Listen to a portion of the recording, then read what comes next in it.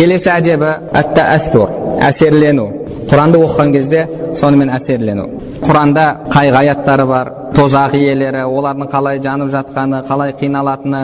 Адам ол аяттарды оқыған кезде жүрек әсерлену керек. Жүректе қайғы, уайым пайда болу керек. Жәннат аяттары айтылып жатқан кезде әсерленіп, адамда бір сағыныш пайда болу керек. Негізі жалпы адам Құранды оқыған кезде жүрегінде көбірек қайғы болуы керек. Себебі Алла субханала тағала Құранды қарайтын болсақ, көбінше өзінің мағфиретінде, рахматында шарттармен беремін дейді. Оның да өзінің шарттары бар. Мысалы, Алла субханала тағала Құран кәрімде айтады: "Ва инни лагаффар", мен күнәларды кешірушімін дейді. Таха сүресі. Бірақ артынан 4 шарт келтіреді. Лиман таба, тәубе етіп, ва амана, иман келтіріп, ва амила салихан, жақсы амалдар істеп, сумма ихтада, тура жол тапқандар үшін дейді.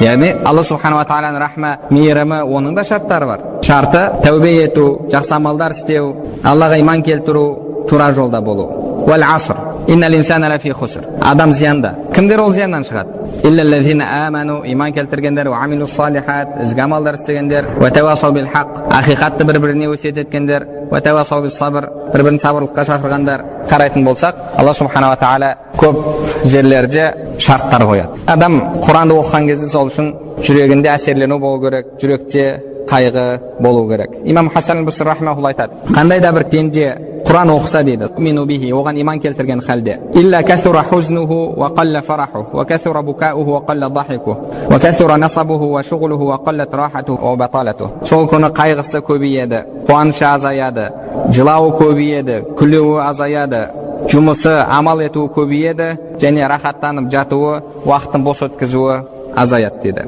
Имам Ухайб ибн ал-Вард рахимахулла айтады: біз бұл уағыздарды көрдік те естідік, және жүректі қаттырақ жібітетін, және адамды көбірек қайғыртатын Құраннан артық еш нәрсе тапқан жоқпыз дейді. Адам Құран оқыған кезде әсерлену керек. Пайғамбарымыз саллаллаху алейхи ва саллям Абдулла ибн Мас'уд радиаллаху анху риуаят етеді: иқра алейя, маған Құран оқы деді. Сонда Құран оқи бастадым. Ниса сүресіне келдім деді. Ниса сүресінде فكيف إذا جئنا من كل أمة بشهيد وجئنا بك على هؤلاء شهيدا. Егер бүкіл үмметтен бір куәгер әкеліп, және солардың барлығына сені куәгер етіп алып келсек деген аятты оқып жатқан кезімізде Пайғамбар саллаллаху алейхи ва саллямның көзінен жас шығып, хасбукал ан, жетеді деп айтқанын естідім деді. Пайғамбар саллаллаху алейхи ва саллям сол аят оқылып жатқан кезде соны сезініп әсерленген еді. Адам осындай әсерленумен Құран оқитын болса, ол жай ғана сөйлеу болмай қалады. Мысалы, Құранда Алла субханала тағала айтады: инни ахафу ин асайту рабби азаба яумин азим. Пайғамбардың сөзі: мен Алладан қорқам егер күнә істеп қойсам. Сіз сол аятты оқып жатқан кезде жүрегіңізде қорқыныш болмаса, ол жай ғана сөз. Құранда Алла субханала тағала алейка таваккална ва илейка набна, саған тәуекел еттік, саған бойұсындық, саған қайттық деген аяттар келтіреді. Біз соны оқып жатқан кезде жүрегімізде тәуекел болмаса, Аллаға деген тәубе болмаса, онда ол жай ғана оқу. Ол оны сезіну емес.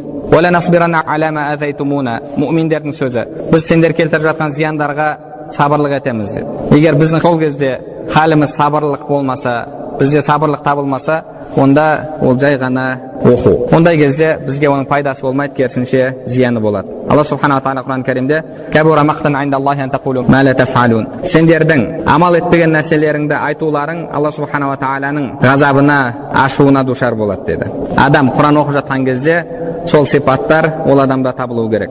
Сол кезде ол бізге шифа болады.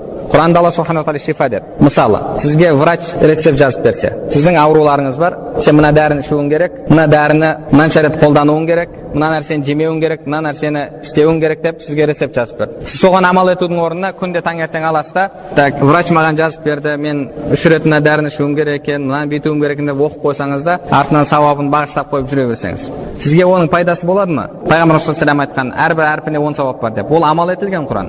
Амал етілмесе оған сауап жоқ. Сіз оқысаңыз, бірақ амал етпесеңіз, оған сауап жоқ. Біреуге бағыштау былай тұрсын, өзіңіз сауаптан махрумсыз. Керісінше, вала язду залимина илля хасара, залымдардың зиянын асырады деді. Зияныңыз артады. Сол үшін де адам амал етуі керек. Рецепті оқып алып жатқана мен күніне 3 рет аспирин ішуім керек екен, 4 рет мына дәріні ішуім керек деп оқып қойсаңыз, одан пайда болмайды. Сіз ем таппайсыз одан. Соны ішу керек. Патшаның мемлекетіндегі бір қызметкері, патша оған бұйрық жазған, ол күнде таңертең тұрады да бұйрықты оқып қояды. Үйтуің керек, бүйтуің керек деген. Сөйтеді да оны істемей жүре береді. Бұл адам патшаның бұйрығын мазақтап жатқан адам. Күнде оқиды. Патшаның сондай бұйрықтары бар екен, білмей жүріп істесе, күнәсі азырақ болар еді. Ал күнде патшаның бұйрықтарын оқып қойып, бірақ артынша күнә істеп жүру, ол әлбетте Алланың алдында ауырлау. Адам Құран оқыған кезде әсерленуі керек. Бір ғұламалар айтады: мен ұстазымның алдына барып Құранды бір рет тапсырып шықтым шықтым деді, жақсылап тәжвидімен оқып шықтым деді. Екінші мәрте тағы да оқуға келген кезінде маған бар, одан да Алла саған нені бұйырып жатыр, соны үйрен ішінде. Құранды қайта тапсыра беруді өзіңе амал етіп алмайды. Қайтарып жіберді деді мені. Сен дұрыс оқуды үйрендің ба? Енді Алла субханала тағала сенен нені талап етіп жатыр? Саған ішінде нені бұйырып жатыр? Соны түсін, соны үйрен деді. Сол үшін де ғұламаларымыз айтады, шынайы Құран оқудың ақысы бар. Құран оқыған кезде тілдің, ақылдың, жүректің бірге қосылуы. Тілдің міндеті әріптерді дұрыстап оқу, ақылдың міндеті соны түсіну, яғни мағына беру, мағынасын түсіну, жүректің міндеті әсерленіп, соған амал етуге тырысу.